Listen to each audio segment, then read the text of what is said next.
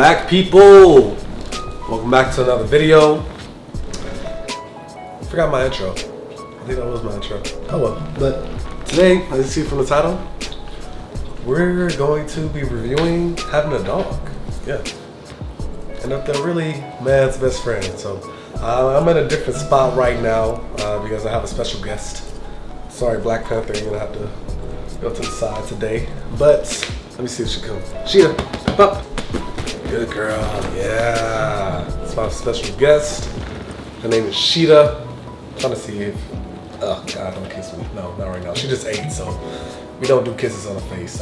We don't do that, no. But yeah, this is my 6-month-old puppy, Doberman, brown skin little girl right here, looking nasty since she just ate right now, but yeah, has breast milk. And it's been a couple months since I've had her now.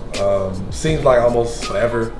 You know, even some days I still wake up and I'm surprised I still have a dog because I didn't really think I would get a dog while I'm still in college. But just because of some circumstances and COVID and I live alone, a lot of things went into the decision of me getting a dog myself.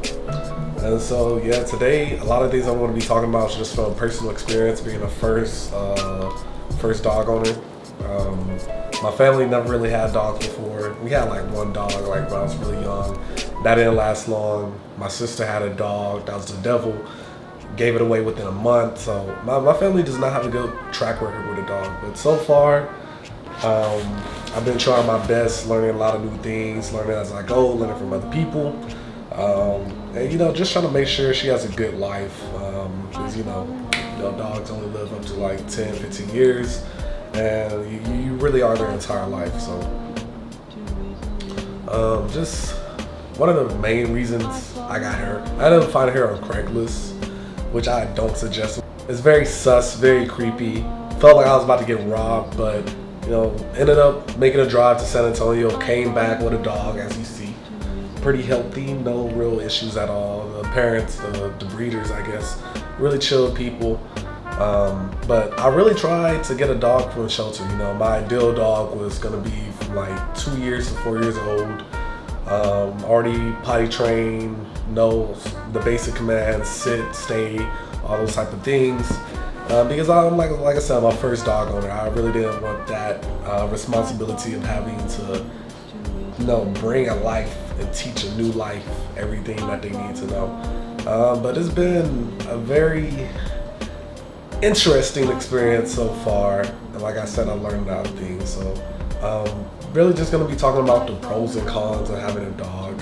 Let's talk about the cons first, because you know we want to end on a happy note. So really the things I struggle with the most with her, potty training. I got her as a puppy, only about 2 months I think, and she was not potty trained at all. I didn't realize how hard it is to potty train a dog. So there were many accidents in this apartment, and mind you, I stay on the 5th floor, so you know I can take her out often, but it still takes time to walk out, take the stairs, then get outside to a piece of grass, then allow her to use the restroom. So that took a bit of time. It took, you know, 5 to 10 minutes, especially since she wasn't leash trained as well, so she didn't know how to walk on the leash. And there were many accidents inside my apartment, on my floor. Many accidents inside the hallways, on the elevators, on the sidewalk. Potty training was the worst. And that's something I never really want to go through again. That's why I wanted a 2 to 4 year old dog, you know, a dog that's already potty trained. But these days, she's about 6 months now, we really don't have any issues. She holds it overnight. Never really has accidents, thankfully, because having your apartment smell like shit is the worst. Another con, you know, that comes with potty training, but just training period. A lot of things they don't know how to do. We have to teach them how to do that. So not only potty training, but walking on the leash, you know, being social and behaving properly with other dogs, making sure that she's greeting other people right, because I know a lot when she was really young, and she still likes to do it sometimes, but she would like to jump, you know, jump on people. And you know, it's cute as a puppy, but she's gonna be 75 to 80 pounds when she's fully grown. And she's a Doberman. You know, Dobermans are, you know, usually intimidating. One of my biggest fears is someone thinking that she's a threat to them, and that person hurting or doing something to her in response to her doing something innocent, something like as jumping, you know. So making sure she is able to greet people and not scare them, that's one of my biggest things with her. That's why walking on the leash is very important. Can't have her pulling. You know, when she's bigger, if she's pulling, that's gonna scare people off, and we don't want that issue. But another thing that I did not expect is the cost of a dog. Not only that I have to pay for her, of course, I didn't go to no licensed breeder or anything like that. I went from Craigslist, some backyard shit. But you know, it's about $1,000 to get her. And then I didn't know how to train her at all. I had no experience, so I paid for a professional trainer. She stayed 2 weeks with that trainer, and that was $2,200. I don't regret it, but I also do, because it was a really good head start on the training, and you know, all I had to do was reinforce it and add to it. But $2,200 was so much money that I really didn't have. But like I said, I didn't know what I was doing, so I wanted to make sure that I didn't make any mistakes. So I went to a professional to get help, and so paid $2,200 for boarding school. And then vet bills, a lot of vet bills.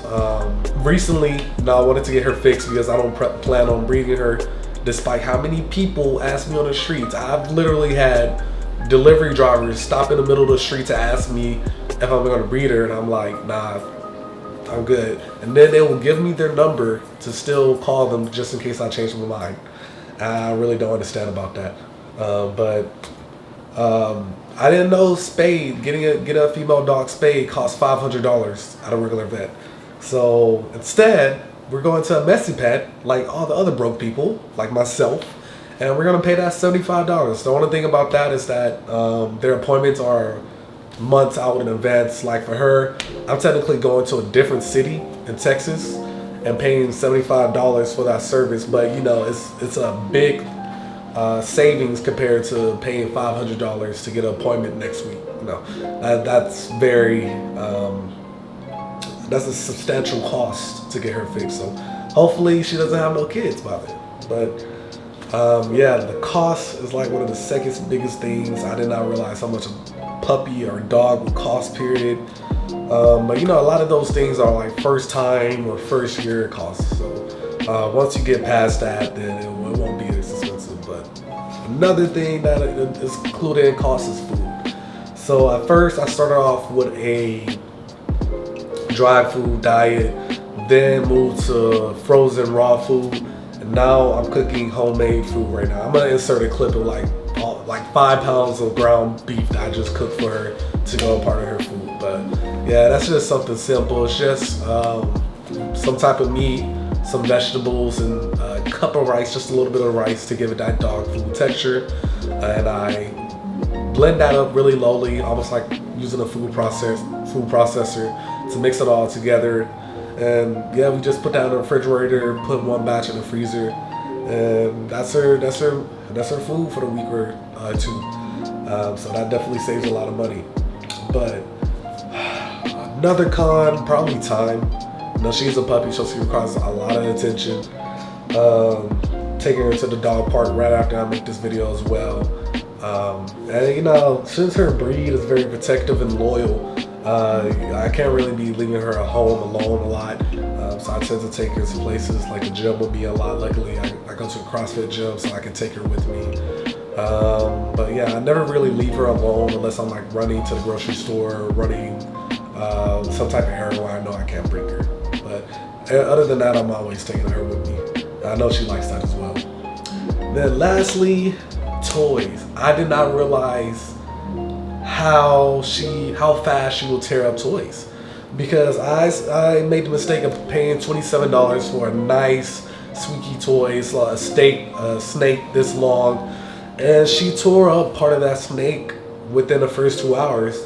And then anytime she would play with it, she would keep going at that same part and either try to like eat at the threads or it was bad. It was bad. So one thing I learned is definitely don't spend too much money on a toy unless it's rubber. Rubber toys are the only things that are going to last with them. Any stuffed animals won't last longer than a day. I think I had one that lasted 2 weeks, and that was after the dude at the pet store said it would last a lifetime. That was a lie. He lied to me. Don't listen to them. But yeah, toys definitely have been racking up, and now I don't spend no more than $10 on a rubber toy, and then stuffed toys I don't get at all, to be honest.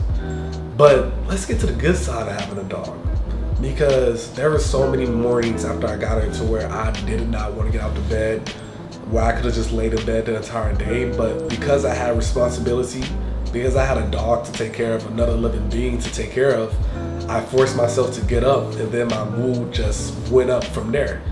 And so she's like the best motivator, because I can't leave her in her bed. I need to take her outside. I need to feed her in the morning, so I gotta get up and move it myself. So she's been one of the best motivators for me, especially when I'm tired or just have a little motivation.